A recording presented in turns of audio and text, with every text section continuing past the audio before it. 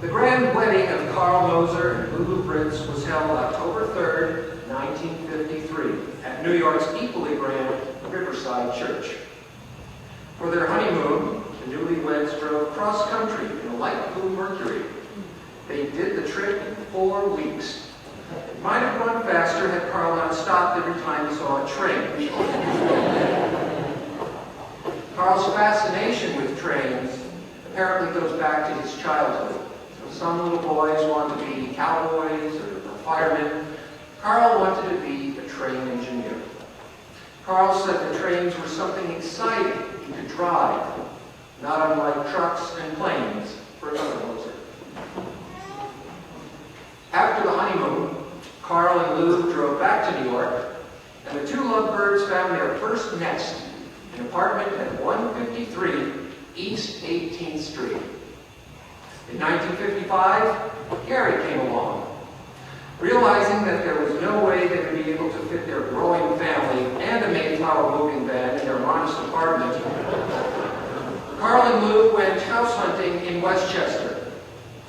Lou told me that there were 2 things she and Carl did not want. They did not want a house that was on a corner or on a hill.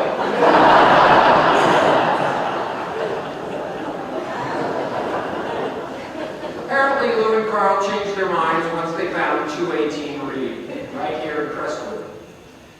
They closed on the house July 10th, 1956, Carl's birthday, and moved in the next day, but not before Lou had Carl drive her to the post office.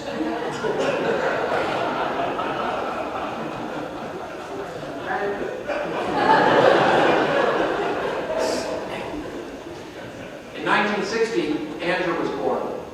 And 2 years later, Kenneth was picked up at Wanamaker's department store. That's a true story. At least insofar as when Lou was at the hospital having Kenneth, Uncle Edward was staying with Gary and Andrew. And Gary wanted to know, where's our mother? To which Edward replied, your mother and father went to pick up your baby brother at Wanamaker's.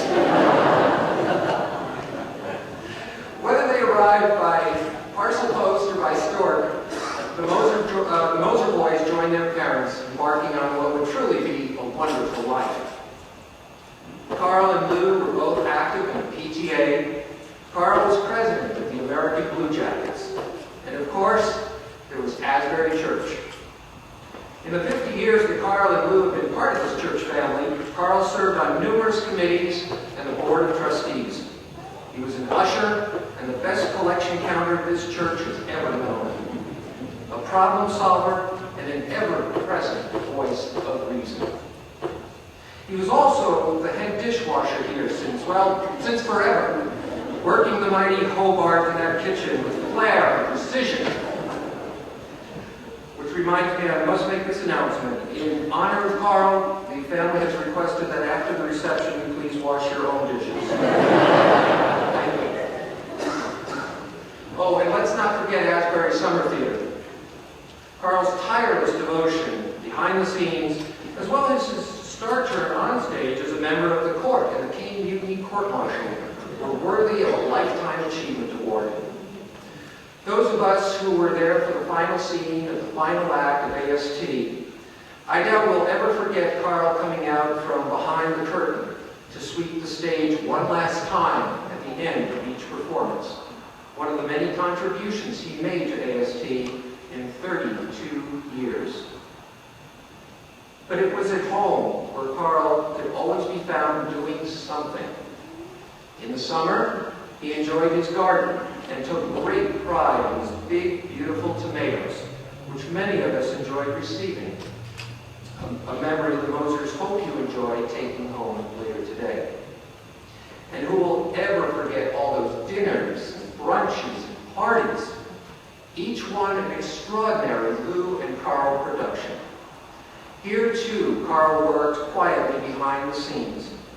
As Gary says, as long as the punch bowl was full, anything was possible at 218. It was always Lou and Carl. During their 53 to 55 years together, Carl was Lou's frequent companion at the opera. Carl's favorite operas were Carmen and Peter Grimes. I think it was because Carl knew a couple by that name in Queens.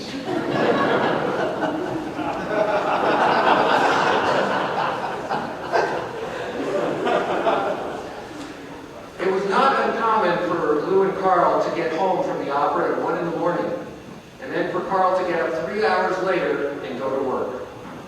Someone once asked Carl what he would do if he ever won the lottery. He said he would buy an apartment across from Lincoln Center so that after the opera he could just go across the street and go to sleep.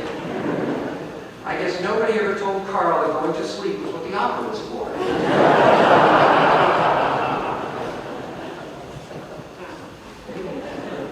Shortly after Carl retired, he decided life just wasn't busy enough, so he embarked on his second career.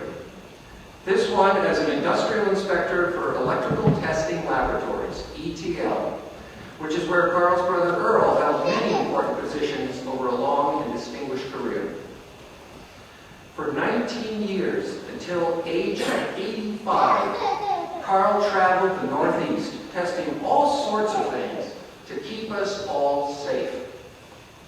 He never stopped. A good friend referred to Carl as the Energizer Bunny, recognizing not only Carl's fondness for bunny rabbits, but also for the fact that he kept going and going.